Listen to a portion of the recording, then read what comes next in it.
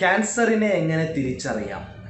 Cancer ബാധിച്ച ആളുകൾ ഓരോ വർഷം കഴിയുന്തോറും കൂടിക്കൂടി വരികയാണ്.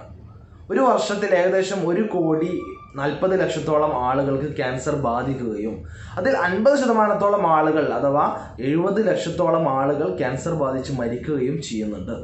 ഇങ്ങനെ 50% മരണസംഖ്യ ഉള്ളത് കൊണ്ടാണ് എല്ലാ ആളുകളും ഇതിനെ വളരെ ഭീതിയോടുകൂടി കാണുന്നത്.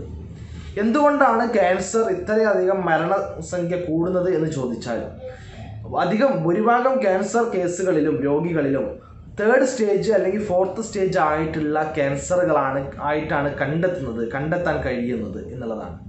വളരെ വേഗത്തിൽ തന്നെ 1st സ്റ്റേജിലും 2nd സ്റ്റേജിലൊക്കെ ക്യാൻസറുകൾ കണ്ടെത്തുകയാണെങ്കിൽ അതിനെ കുറച്ചുകൂടെ കൂടുതൽ ചികിത്സിക്കാനും വളരെ പെട്ടെന്ന് ആ രോഗിയെ സേവ് ചെയ്യാനും നമുക്ക് സാധിക്കും. അതുകൊണ്ട് ക്യാൻസർ ഉള്ള ആളുകൾ ശ്രദ്ധിക്കേണ്ടത്, അല്ലെങ്കിൽ ക്യാൻസർ ബാധിച്ചിട്ടുണ്ടോ, അല്ലെങ്കിൽ ക്യാൻസറിൻ്റെ ലക്ഷണങ്ങൾ എന്തെല്ലാമാണ്, തുടക്കത്തിൽ കാണിക്കുന്ന ലക്ഷണങ്ങൾ എന്തൊക്കെയാണ് എന്നാണ് ഇന്ന് പറയാൻ ഉദ്ദേശിക്കുന്നത്.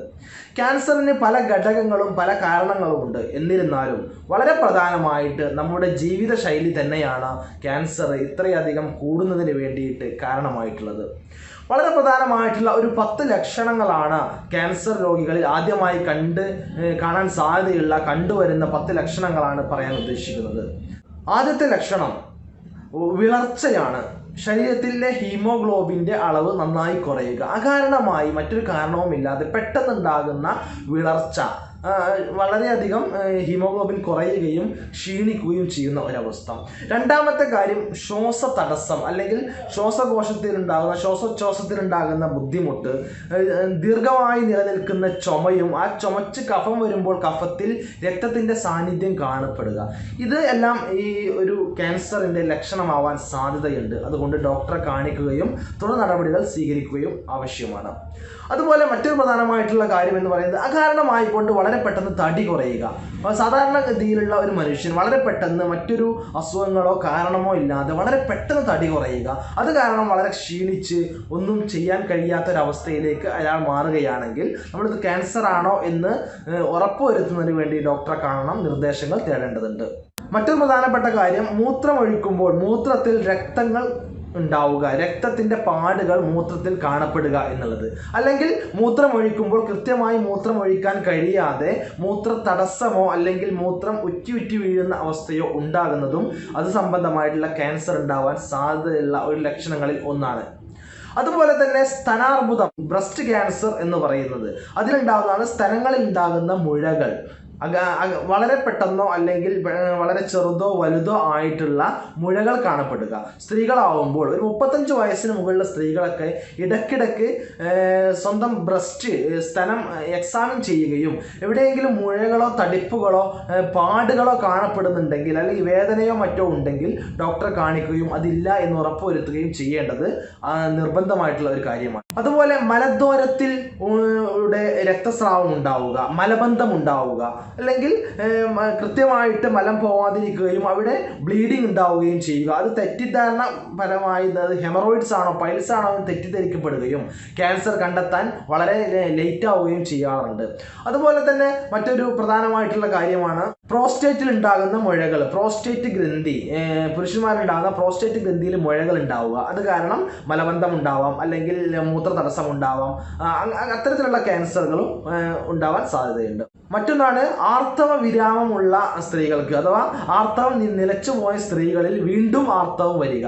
അപ്പോൾ അത് വീണ്ടും ആർത്തവം തന്നെയാണ് വരുന്നത് എന്ന് തെറ്റിദ്ധരിക്കാതെ അത്തരം ഉണ്ടാകുന്ന ബ്ലീഡിങ്ങുകൾ കൺഫേം ചെയ്യുന്നതിന് വേണ്ടി ഡോക്ടറെ കാണിക്കുകയും എന്തെങ്കിലും യൂട്രസ് സംബന്ധമായിട്ടുള്ള ക്യാൻസറുകളോ മറ്റോ സെർവിക്കൽ ക്യാൻസറുകളോ ഉണ്ടോ ഇല്ലയോ എന്ന് കൺഫേം ചെയ്യുകയും അത്യാവശ്യമാണ്. മറ്റൊന്ന്, ശരീരത്തിൽ തൊലിയിൽ കാണപ്പെടുന്ന മറുകുകൾ അഥവാ കാക്കപ്പുള്ളികൾ എന്നൊക്കെ പറയുന്നത് സാധാരണമായി കൊണ്ട് വലിപ്പം കൂടിക്കൂടി വരിക, സാധാരണ ഉള്ള വലിപ്പത്തിൽ അധികമായി വലിപ്പം കൂടിക്കൂടി വരിക, അതിൽ പ്രത്യേകതമായി എന്തെങ്കിലും കാണുക, അങ്ങനെയൊക്കെയാണെങ്കിൽ ഉടനെ ഡോക്ടറെ കാണുകയും അതിൽ എന്തെങ്കിലും ക്യാൻസർ സാധ്യതയുണ്ടോ എന്ന് കണ്ടെത്തുകയും ചെയ്യുക. ഉണ്ടെങ്കിൽ അതിന് ഉടനെ തന്നെ ചികിത്സിക്കുക. മറ്റൊരു പ്രധാനപ്പെട്ട കാരണമാണ് നമ്മുടെ വായ്ക്കകത്ത് മൗത്തിൽ അകാരണമായിട്ടുള്ള മറ്റെന്തെങ്കിലും ചെറിയ ചെറിയ പാടുകൾ ഉണ്ടാവുക, അല്ലെങ്കിൽ മാറാതെ നിൽക്കുന്ന 3 ആഴ്ചയോ 4 ആഴ്ചയോ മാറാതെ നിൽക്കുന്ന ചെറിയ ചെറിയ മുറിവുകൾ ഉണ്ടാവുക, കളർ മാറ്റം ഉണ്ടാവുക, വായ്ക്കകത്തോ തൊണ്ടയിലൊക്കെ കളർ മാറ്റം ഉണ്ടാവുക, അല്ലെങ്കിൽ തൊണ്ടവേദന ഉണ്ടാവുക, അല്ലെങ്കിൽ തൊണ്ടയിൽ നിന്ന് ശബ്ദത്തിനുള്ള ഇടറിച്ച അല്ലെങ്കിൽ ശബ്ദം വളരെ മാറി മാറി വരിക, ഇതെല്ലാം വായു സംബന്ധമായ ക്യാൻസറുകളുടെ ഒരു ലക്ഷണമായിരുന്നു വരാം. അതെല്ലാം ഡോക്ടറെ കാണുകയും ഉറപ്പുവരുത്തുകയും ഇത്തരത്തിലുള്ള ഈ പറഞ്ഞ 10 ലക്ഷണങ്ങളിൽ ഏതെങ്കിലും ലക്ഷണങ്ങൾ ഉണ്ടോ, അത് ഇനി ക്യാൻസർ ആണോ അല്ലയോ എന്ന് നിർബന്ധമായും നമ്മൾ കൺഫേം ചെയ്യണം. ഡോക്ടറെ കാണണം, ഡോക്ടറെ കണ്ട് തന്നെ കൺഫേം ചെയ്യുക. എന്നിട്ട് ഇത് ആവശ്യമാണെങ്കിൽ അതിന് കൃത്യമായിട്ടുള്ള ചികിത്സയും എടുക്കുകയാണെങ്കിൽ ക്യാൻസർ അതിൻ്റെ 3rd സ്റ്റേജിലേക്കും 4th സ്റ്റേജിലേക്കും പോകാതെ നമുക്ക് അതിൻ്റെ 1st സ്റ്റേജിലോ 2nd സ്റ്റേജിലോ തന്നെ അതിനെ പിടിച്ചു നിർത്താനും കൃത്യമായിട്ട് ചികിത്സിച്ച് പൂർണ്ണമായിട്ട് ഭേദമാക്കാനും കഴിയും. അതിനുള്ള ചികിത്സാ രീതികൾ ഇന്ന് ഒരുപാട് നമ്മുടെ നാട്ടിൽ ലഭ്യമാണ്.